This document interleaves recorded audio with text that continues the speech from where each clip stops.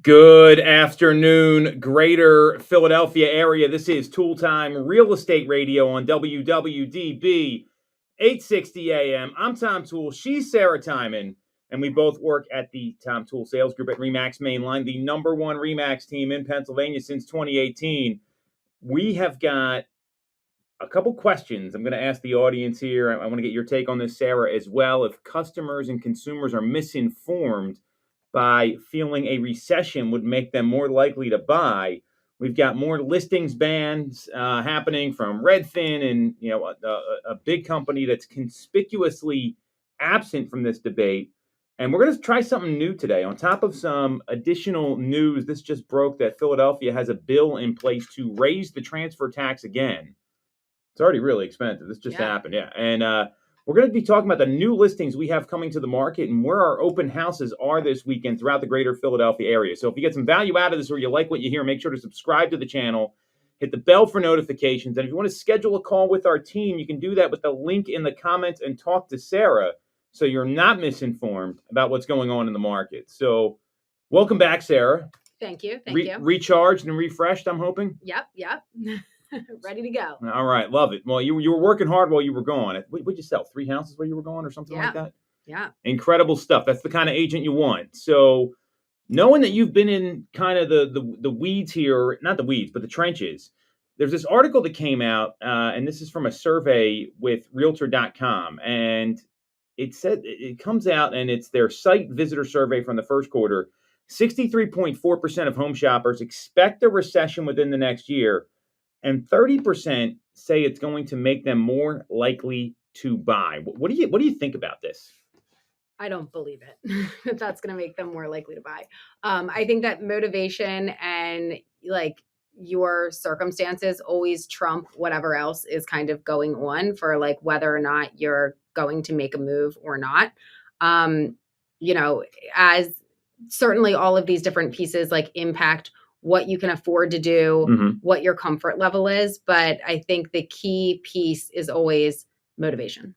I completely agree with you. And I think that's really important to acknowledge that. I'd also argue that a lot of these people are misinformed because there's data out there that shows a recession doesn't equal a housing crash. And I think some of them are hoping like prices are going to come down or rates are going to come down.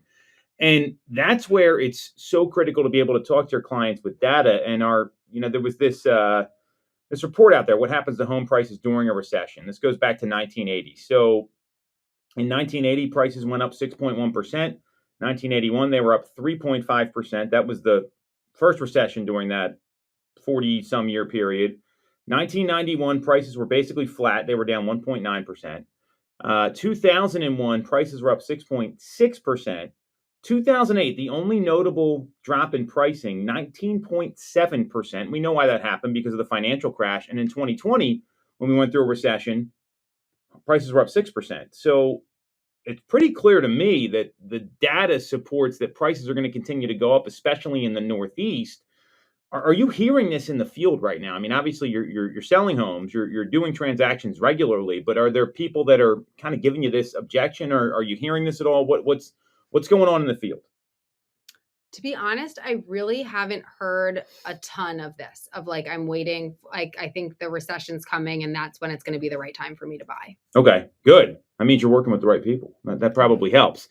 But I think there's also this feeling that like there'll be this sudden like plethora of inventory that's going to hit the market. And where we are in the Northeast, I mean, I just don't see that happening right now. Right. Like, I mean, even if the market shifted and, things came into like, I still don't see there being some huge surge of homes up on the market. There would have to be something really bad that would happen, especially in the Northeast. I mean, there's obviously places like Florida and Texas, but I mean, you look at the last time this happened, it was a financial meltdown where prices went down.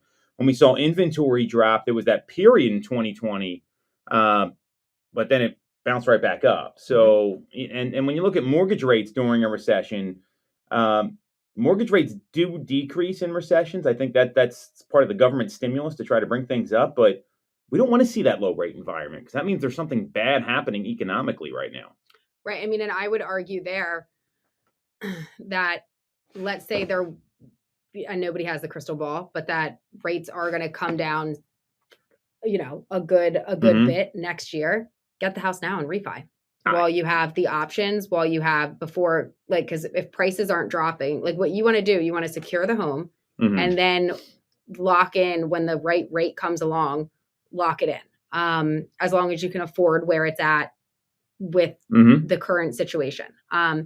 If you wait for rates to drop, we don't know what the inventory is going to look like at that time.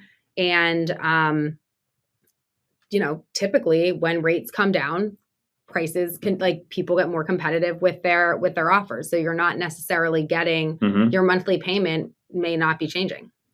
I totally agree with you there. And, when you look at the regret that buyers have, it's never that they bought too high. I've never heard, okay, it happens once in a while. People regret the decision they make.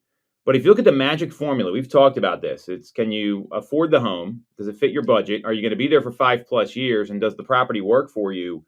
That's going to make the most sense. So what's actually holding buyers back when you look at this survey is lack of inventory that fits their needs. That's 44.3%. Budget constraints are 36%. And then you got credit and financing issues, which is 13.5% cited poor credit scores, 8.2% said they were unable to qualify for a mortgage. Those are conditional issues. That has nothing to do with the economy. So, what I see here, and you want to look at this a lot differently, and this is why knowing just enough about the market is really going to help you. Competition is improving. There's less competition than there has been because inventory has come up.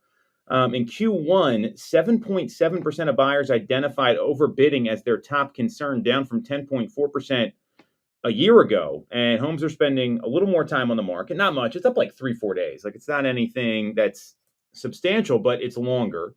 And prices are stabilizing. We're not seeing that hockey stick-like growth. It's more like that gradual growth in pricing. So buyers do have a little more negotiating power, and they can actually get contingencies accepted. Are you feeling that the competition has improved for a lot of your clients? Yeah, I think it depends on the house. There certainly are some where, I had a buyer the other week who was interested in a property. I called the agent and there were already, I think 7 offers in on it. It had just hit the market the day before that. But overall, I feel like you are able to negotiate out more. And when it comes to for concerns of paying too much or overbidding, I love it when you've got if you are going to be entering into a multiple offer situation, if you can use the price escalation, and then when you secure the home and see that you only got it by the amount that you were willing to outbid by, it gives a sense of it makes you feel good about it. I got the house and I know that I paid what I needed to pay to get it. I didn't pay more. And I feel like people are willing to go up to the threshold that they actually would I would pay for this house, when you can do it in that form, because it's not just putting that number out there. Now, in all cases, does that work? No. I've also had it happen where you put it in that way and then the agent comes back and says, we need a best and final number. Yep. So it's not a given, it's not a guarantee. The right pieces have to be in place for that to work. But I have felt as though people tend to feel happy with their number when they get it, when they can see how much they got it by. Yeah, and when you think about that, the win is getting the house. If you were to, you and Eric just bought a home. I know Bridget and I did about 5 years ago. I don't think I'd be kicking myself if I had to spend an extra 10, 20, 30,000, knowing what I know now. Now, it's easy to say that. I would imagine you're probably in the same boat. But it's never about what you have to do to get the house. It's, did you get the house or not? That's really what you want to look at. And there's some homes where people don't want to spend more. So right. I think that's really important. And I think what you need to factor in, it's always going to be case by case. So if you're going to the top of your budget and it's a home that you have to put a good amount of money into, you have to does that still make sense? Maybe not. And and if going to X dollar amount is what it's going to take to get the home, maybe that home doesn't make sense for you. But when you spread out, especially if you're financing this, and I'm not saying that the $10,000 doesn't matter, because $10,000 is a lot of money. But when you spread that out over the course of your 30-year payment, if that's what gets you in, it's not it's just an additional 10,000 that you're coughing up at the table.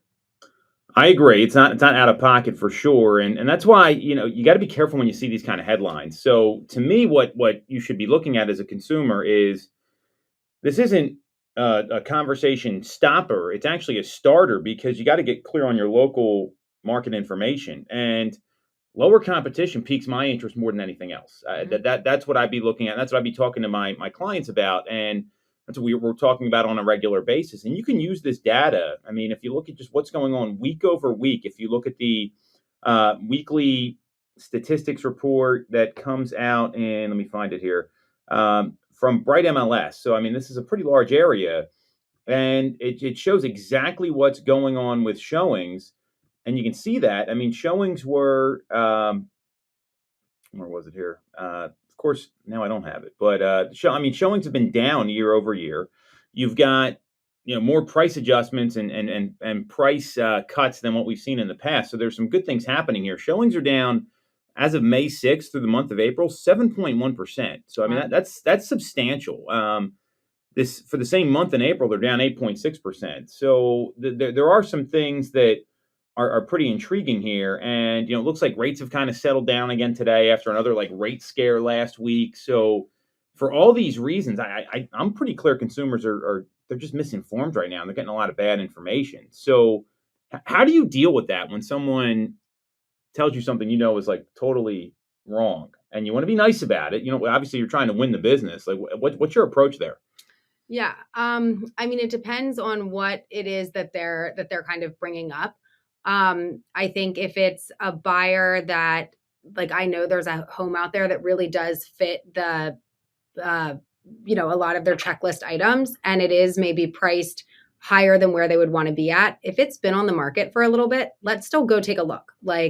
Let's still look at it. Let's still put the offer in. Cause you don't know what the seller's situation is. And as those days on market tick up, again, maybe they've gotten offers that they've rejected, maybe they haven't, but they getting an offer in can be good, and homes get secured at prices that you would not necessarily think that they would. So, still going out, giving it a shot.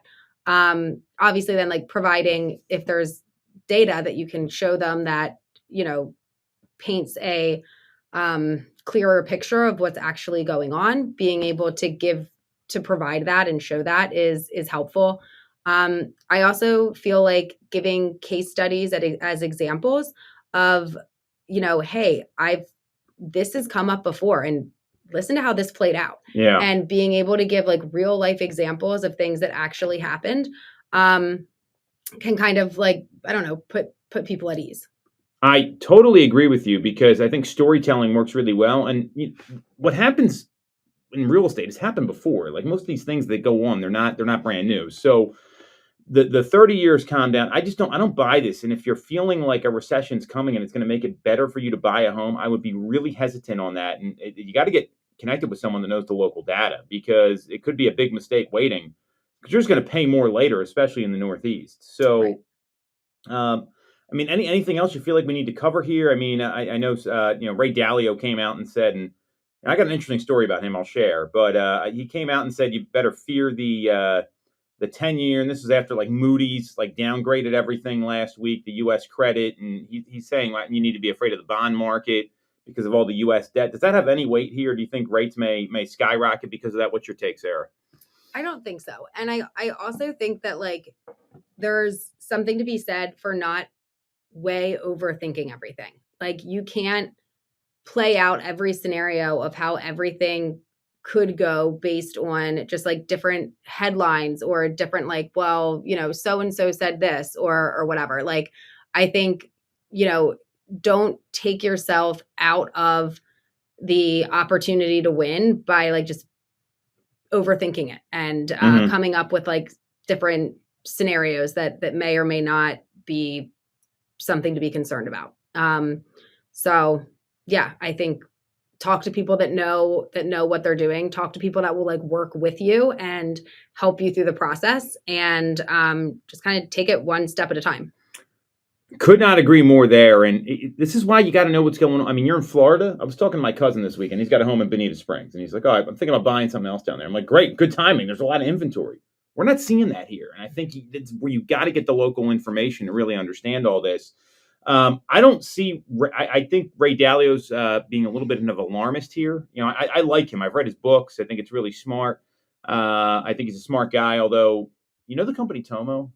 Yeah. So they moved apparently. The mortgage company. So they moved into his office, his old office, for his for the hedge fund that he runs, and it was like spyware all over the place, which was very interesting. Oh. Greg Schwartz found all this stuff when they moved in, which was wild. Like spying on him? No, spying on his employees. Oh. So I don't.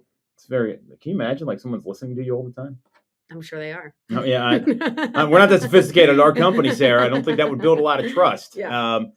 So with that, it was interesting though. But when he's warning about the ballooning U.S. debt, I think that is an issue that may come up. But we're at 6.5% of GDP on the deficit, and that's more than the market can bear. I look at this. These Moody's downgrades, I think they're all kind of made up. This is like the third time someone's done this. I don't think we're going to see rates spike up too much because the market already calmed down after all these like comments last week when they had these deals and the bill come through. Right.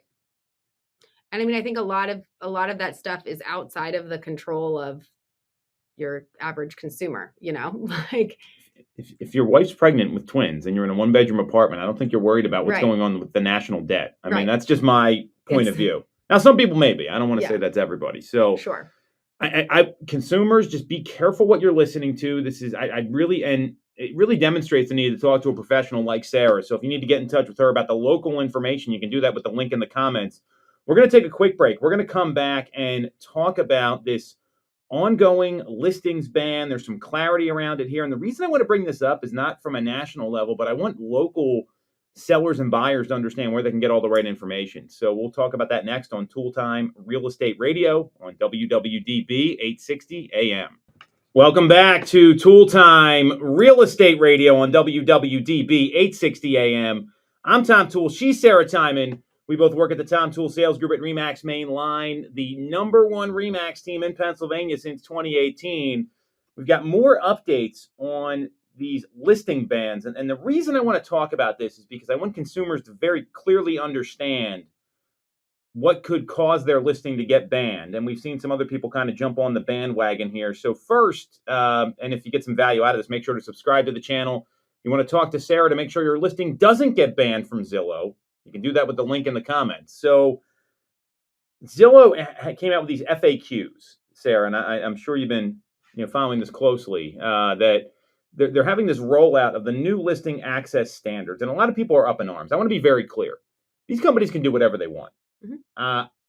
I'm a big believer the sellers should be the ones making decisions and not getting pitched on stuff. So that's what we're here, is to educate folks.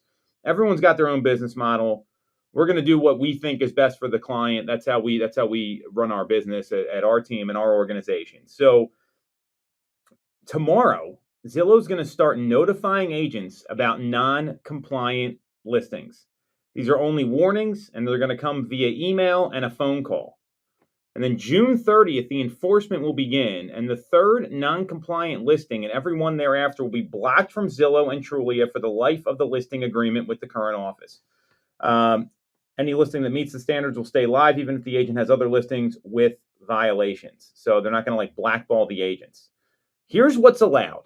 So office exclusives are fine if the seller signs the disclosure and the listing is only shared inside the brokerage or in direct one-to-one communication with clients. This is what's been going on forever. Coming soon listings are allowed as long as they've been entered into the MLS within 1 business day and made available via IDX or VOWs. Those are the different internet sharing sites. Sneak peeks are permitted on social or email only if there's no price, no address, or no call to action. So you can't say DM me for details, right?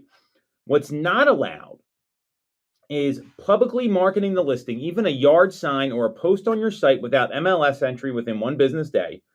Selectively marketing listings to buyers who aren't already clients of the brokerage. So this is, Compass in particular is someone that does a lot of this, where they say, go to our website, we get all the private exclusives and all those things. And promoting off-market access to listings if a buyer is willing to work with a specific agent or brokerage. Also what Compass does. Posting a listing on a website with a yard sign before that is not in the MLS. So you can't post on the website, social media, or yard sign before it's in the MLS. Sharing price, address, or CTAs like DM to tour in a social post for a listing that's not entered into the MLS. So it's pretty clear what they're going to allow and not allow. I still have questions about enforcement. I think that's going to be a lot. What about like if it's for the social posting? Is that only if it comes from the agent? Like, what if you've got like somebody's like, I don't know, brother-in-law who's like, hey, my brother's selling their house. I don't think that's going to apply. This is just agent related. Just agent. Okay. Because you can't stop people from doing that. I mean, what's Zillow going to do to them? Like ban them from using? Like it makes no sense. Yeah. So, and then there's a question about private listings. So private listings are still allowed under the following conditions. Listing can't be marketed publicly in any form. It can be shared one-to-one within the brokerage and with individual clients. Seller must sign a waiver. Following types of listings are exempt: for sale by owners, rental listings, any builder listings not listed with an agent under an exclusive agreement. So it's very clear what's being targeted here. I still think enforcement's going to be a problem. And Redfin's come out, they're tagging along with Zillow. So you got Zillow, you got Redfin, you got EXP. Homes.com says they're going to boost the listings that get banned, which I think is hysterical because they don't get really any traffic. And then you've got, Realtor.com has said nothing out of all the portals here. Yeah. I don't think it's necessarily a bad thing, but what do you think about all this? I mean, wait, so Zillow's saying you have to go to the MLS first, and within one day. It's the same thing we've been doing. So just because like right now, if we're Zillow first, but within one business day, your MLS, like that's none of that's changed. Correct. And that's still the order they want you to. They don't want, and you got 1 day to get it in the MLS. Okay. Once you start marketing it. Okay. So there aren't really they haven't changed anything about how the rollout needs to happen. They're just changing like the consequences if you don't do it. Pretty much, yeah. Okay. Yeah, I mean, we'll have to see if it's, I guess, if they, I mean, I would imagine they will follow through with it. Like, oh, they're going to, yeah. I would be shocked if they don't. And then I guess the one question I did have when it said when the third enforcement begins on the third non-compliant listing, is that like from a brokerage? Is that from an agent? I think it's from an agent. I think it's because if it's from a brokerage, I mean, there's going to be a certain brokerage that gets targeted like every single time. So if it's from like an agent, it would be like, you do it once, it's okay. You do it twice, it's okay. The third time, I mean, there's going to be mistakes, and the first two are all right. I guess, yeah. Okay. I think there's going to be mistakes that happen too. Yeah. I mean, people make errors all the time, and I think you got to be very cognizant of that, because if you're going to sit here and say it's going to be, perfect 100% of the time, I don't think it's realistic. Right. Well, and especially if that's not the way that you weren't already doing it. Like certainly there will be, even if you're trying to be compliant, there will be some hiccups along the way. I totally agree with you. So I think that's a really good way to look at it. And what the reality is that no matter what happens here, I think enforcement's going to be a disaster. You're relying on other agents to report this. It's kind of like the violations that you get. And I was imagining there would be Zillow, like people hired specifically to sleuth. Oh, they're probably going to do that too. Yeah. I mean, we've said things on the show that gets picked up, and I hear about it like on our Zillow calls. Ooh. I mean, and good things, bad things. We had an appraiser that came from Buffalo, New York, one time for like the first Zillow home loans deal, and said it wasn't a good idea because Buffalo is 6 hours north of here and in another state. Yeah. But and it was like, oh, I heard on your radio show you talked about. So they definitely listen. Yeah. I don't have a problem with what Zillow's doing. I think it makes sense for their business model. I think the more interesting thing here is Realtor.com has said nothing about this, right? Because I would call the 4 biggest websites out there are Redfin, in no order. We'll give an order. I would say Zillow's number 1. Mm-hmm. Then you got like Redfin and Realtor somewhere 2 and 3, and then Homes.com would be 4th in terms of consumer usage. And Realtor said nothing about this. I mean, does that mean anything to you? Are you surprised? Not surprised? I don't think so. I mean, I feel like they, why cause a whole thing if maybe they're just kind of like going to wait and see how things kind of roll out. I would imagine they'll be compliant.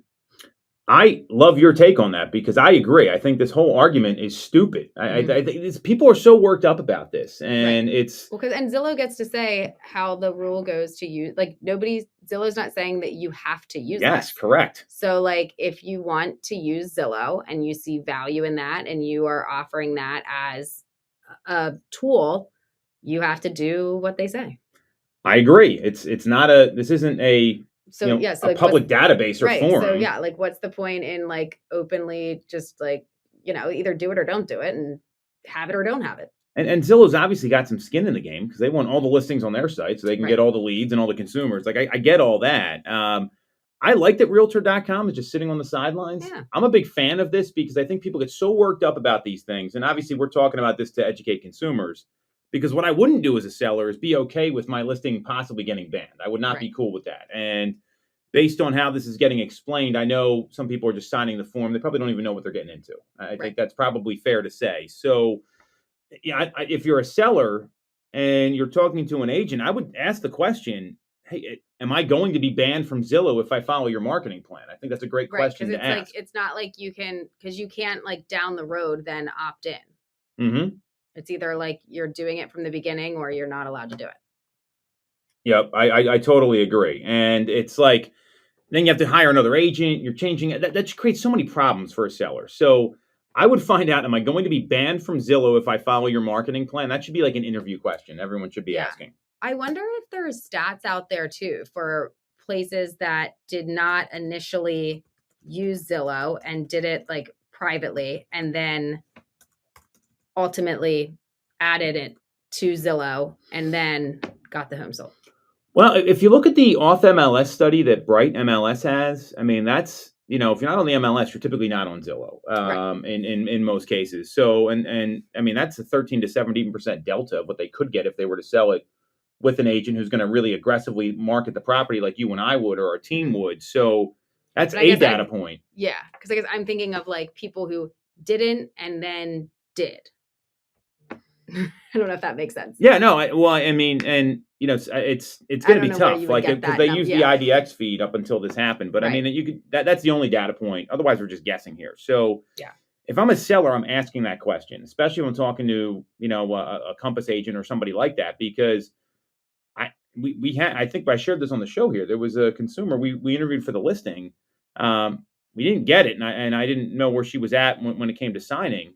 I sent her the article and she said, well, if I would have known this, I wouldn't have hired the agent I ended up signing a contract with. So that's the stuff consumers really need to know about. I like that Realtor.com is being quiet because I think this is all going to shake itself out. And, we don't have any data about this, to your point. You don't know what's going to happen if they're going to start banning listings or not banning listings. So it's something to me that I think has wound people up a lot. And if I'm an agent right now or I'm a consumer, I'm just focused on like what's best for me, what's best for my house.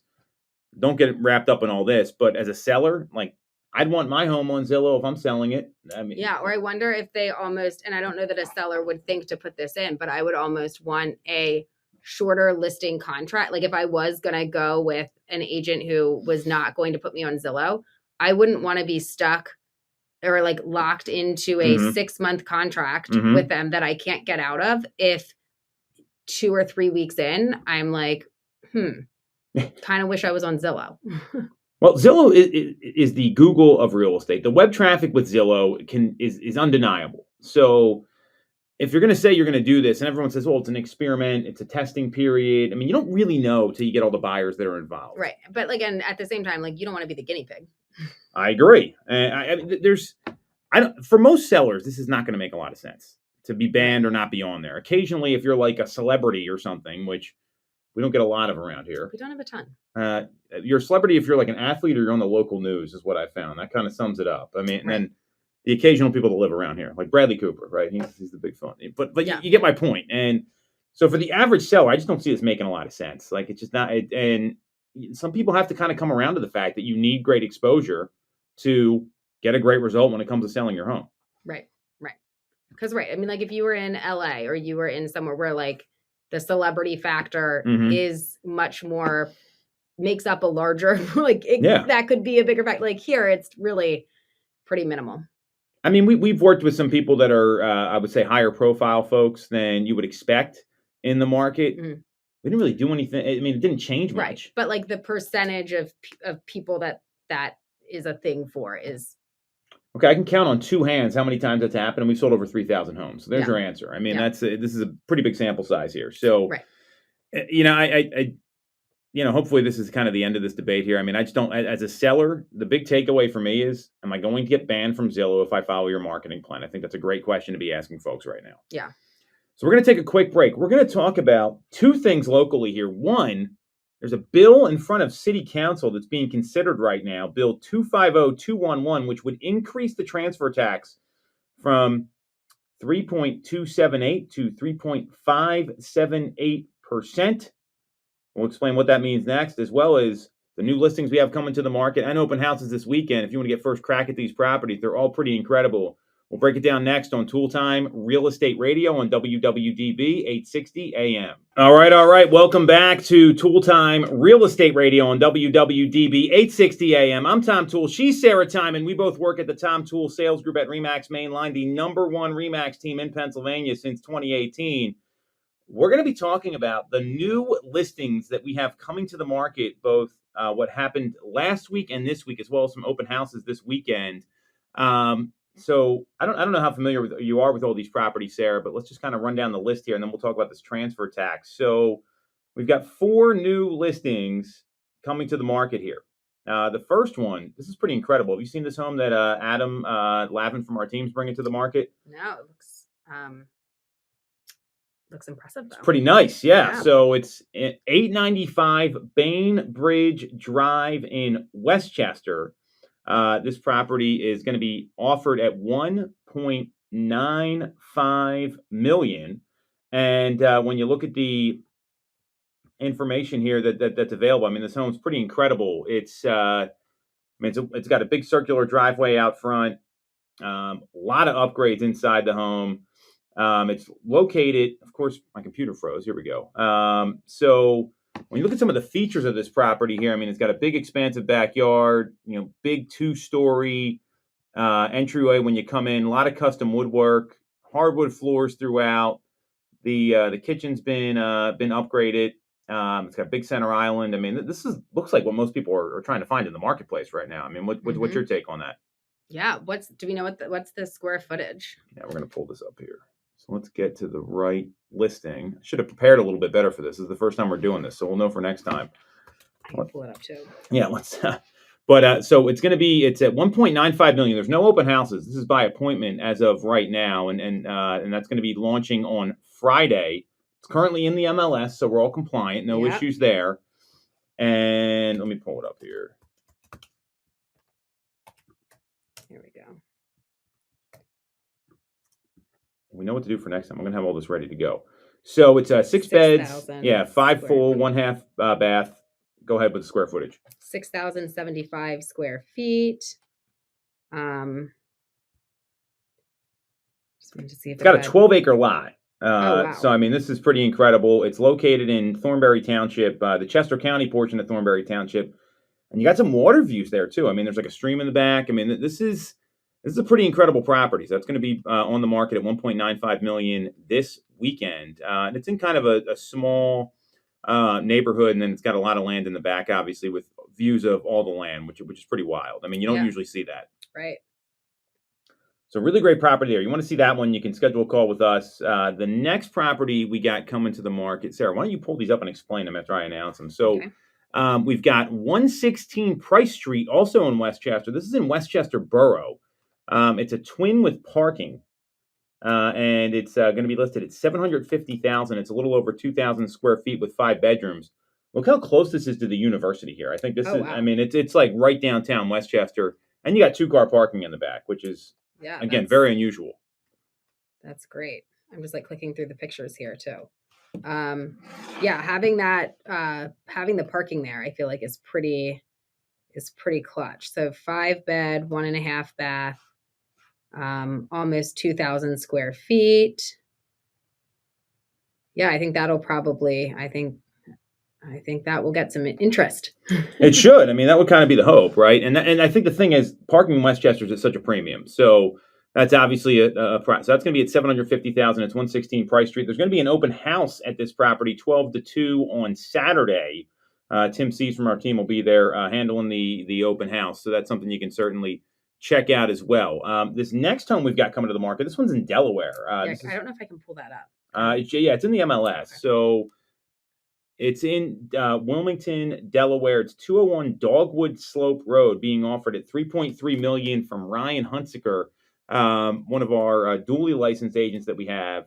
This is a pretty incredible property as well. I mean, we've got some nice listings coming to the market here. And again, it's a $3.3 million listing, 201 Dogwood Slope Road in Wilmington. A lot of bathrooms. So 6 beds, 7 full bathroom, 3 half bath, 6,350 square feet. Let's see what we've got here. Well, and I think that it's a huge house. I mean, it's a big property. Good, curb appeal too. It's a pretty exterior, the stone and everything. Oh, I'm clicking. There's 2 photos. I kept clicking. Yeah. So, wow. That's, I'm sure that would be a fun one to tour. Yeah. And I mean, all these properties are pretty incredible. I mean, in their own way. And the last new listing we got coming to the market this week is over at 1200 4th Avenue in Essington from David Archer. So Essington to me there's actually some really cool. Have you been to Essington before? Yeah. So, I mean, they got all these waterfront clubs down there and stuff. It's pretty wild. It's a single family home. It's 3 beds, 1 full, 1 half bath, 1,488 square feet. And it's coming to the market at $225. So, I mean, this property's, it's, again, a pretty incredible home. Needs a little bit of some sweat equity, if you will. I mean, someone that wants to go in and be right in that part of Essington, I think there's a lot of stuff to work with there. Definitely needs a little bit of work, but great value at $225. And your taxes are $4,000 a year. Yes. I did want to see what the taxes were for the Delaware one. Well, you're pulling that up. We also got a couple open houses. So we've got an open house on Sunday from 12 to 2 over at 2302 Highland Avenue in Drexel Hill. The home in Essington on 4th Ave is going to be open Saturday, 11 to 1. And the property on Highland is also going to be open on Saturday. So we got Saturday and Sunday, 12 to 2 at both. Essington, 4th Avenue, 11 to 1 on Saturday. And 116 Price Street is going to be open Saturday, 12 to 2. Taxes on the Delaware property, not bad at all. Hold on. You going to hold out on us here? Or? Yeah. So it's listed at $3.3 million. Your taxes are $15,000. That's incredible. $717. Well, I think that shows the difference between Delaware and some other states. Yeah. Because I've seen taxes, significantly higher than that for way smaller homes. For sure. I totally agree with you.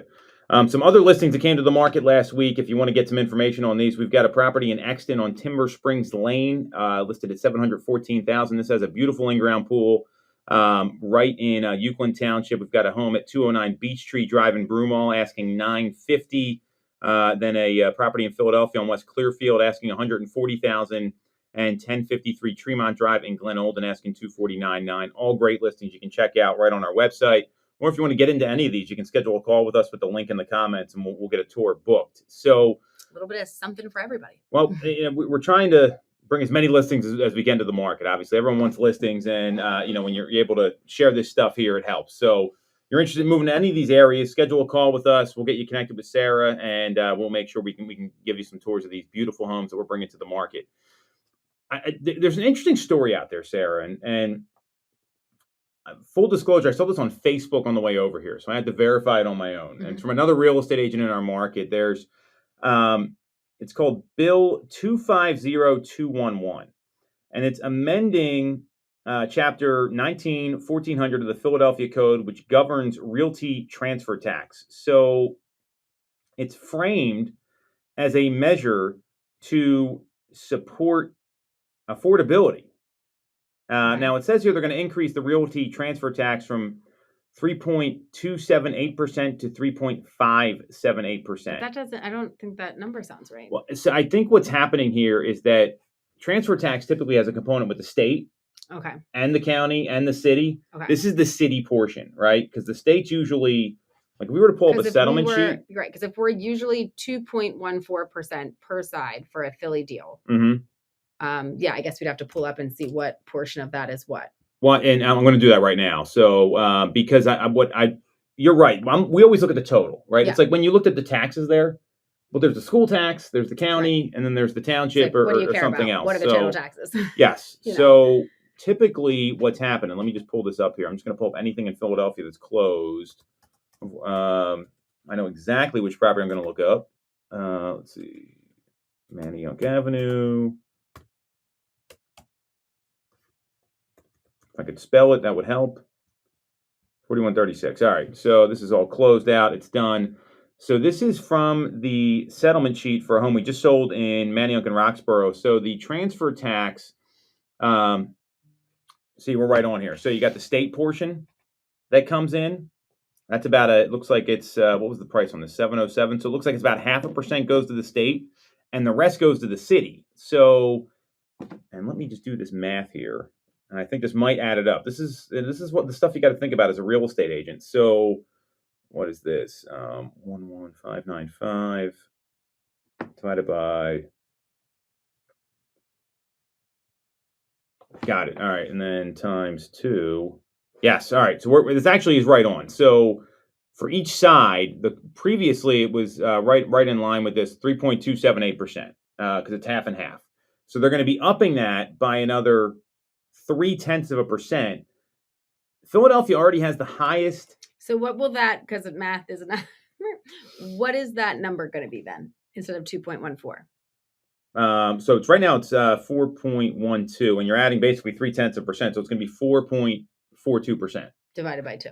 Yes. So I mean, it's effectively almost like a 10% increase overall, which is a lot. And they're billing this as something that's going to help affordability, according to the statement. But the city's transfer tax is already the highest in the country. What do you think this means? I mean, it's well, and then on top of the transfer tax, like you've got city wage tax, you've got other things in there. I mean, if you're kind of like open to different areas and you're looking both within the city limits and outside of it, and you see those differences in like that could make you lean one way or the other. Because I mean, in most of the other surrounding areas, it's 1% per side. So you're already over double that when you're in like the Philadelphia city limits there. And if you tick that up a little bit more, I mean, but if you want to be in Philly, I mean, I don't know. I feel like, is it going to be, I guess like the question is it going to be enough to drive people out, or is it going to be something that people are going to like grit and bear? Or is it going to affect what people offer as the price because they're going to factor that into their transfer tax? Or will they, what we've seen a lot of is buyers offering to pay sellers transfer tax in order to like make a more competitive offer. If the market, has shifted a little bit and like Philly does tend to have like higher days on market, are we going to start seeing more buyers asking the seller to pay all or a portion of their transfer tax? I think it's going to be all the above. I mean, if you look at affordability, cash out of pocket's a big deal for a lot of buyers, more so than the monthly payment. I mean, that's money you need to bring to the table. So, I mean, right now it's it's effectively 4.278%. So it's 2.14 aside, basically, is what we talked about. Well, that goes up, and I mean, you look at just the fees involved. I think it's going to be more. It's going to stop people from wanting to move to the city to a certain extent if affordability is an issue. Now, the flip side is, compared to some of the suburban markets, you can actually get, like, I think it's a little easier to get a property in Philadelphia right now. The market's a lot different.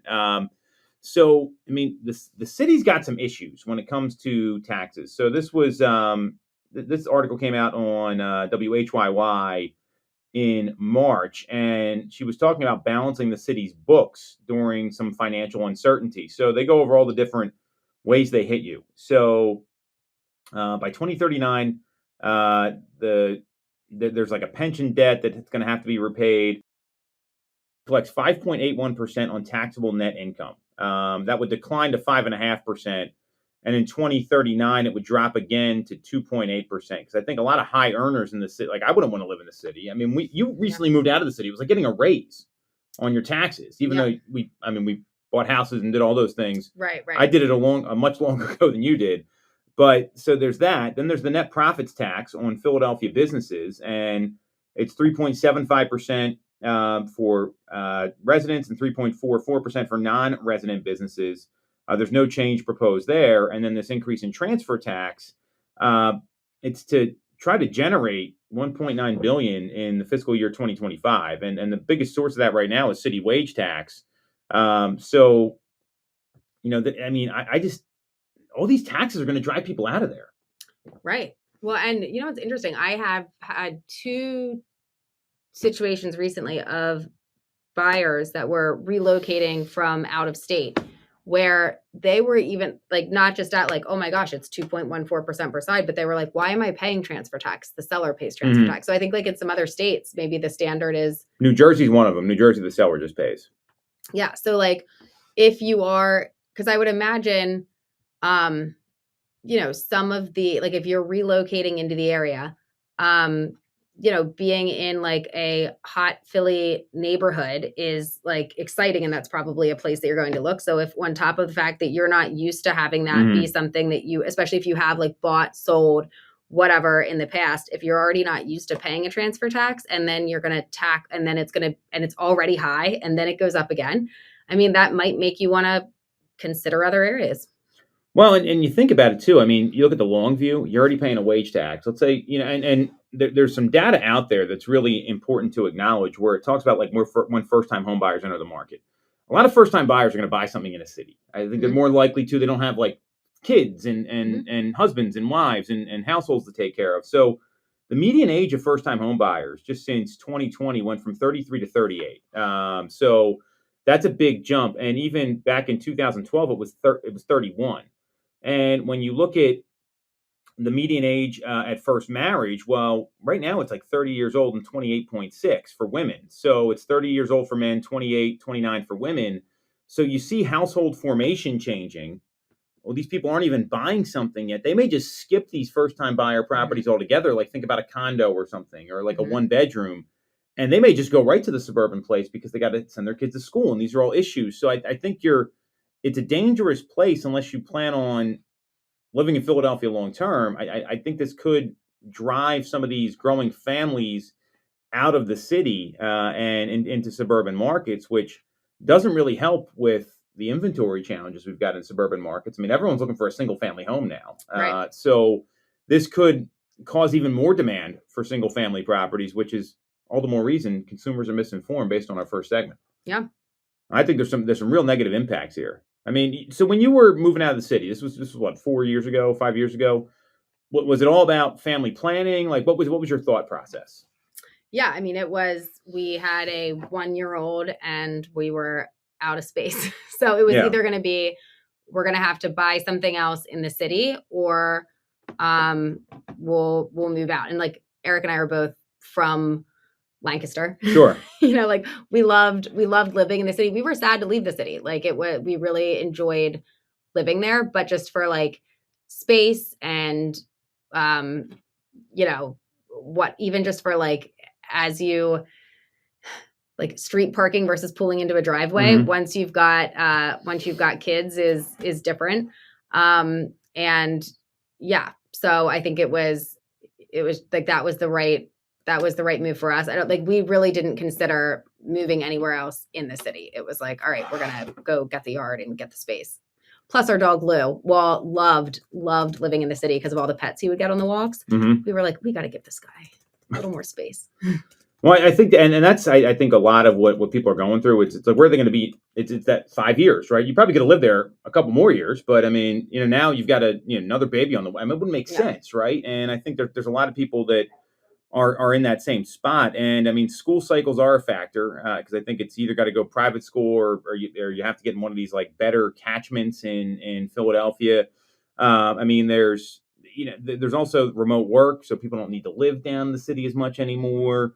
And there was a study in 2019 that noted that 31% of households with school-age children cited better schools as their top reason for leaving, suggesting that like when kids turn 5, 6, that's when they really move. Employment was the other reason for moving out of Philadelphia, but this doesn't factor in any of these new tax requirements. So I don't think it's going to make a big change, but it's going to stop some people from buying in Philadelphia. I think that's pretty clear. Right. Yeah. I could see it being like, I know we discussed a couple different scenarios there, but I could see buyers asking for an assist for a portion of the transfer tax to start happening. Yeah, I mean, and a lot of these buyers don't have a lot of cash. I think that's the problem. It's that, and knowing that they're buying later, right, and then the household formation has changed. I think it's going to be some of these condo buildings. I think are going to be in a little bit of a tough spot trying to sell those things. I mean, and they have a lot of rental restrictions on them too, so it's not like you even hold on to them. Like a 1-bedroom condo is not an easy sell right now. Right. And we're seeing that with a lot of time on market. So. We'll see. I think this bill's going to get passed. I think they're going to, like, it's a done deal.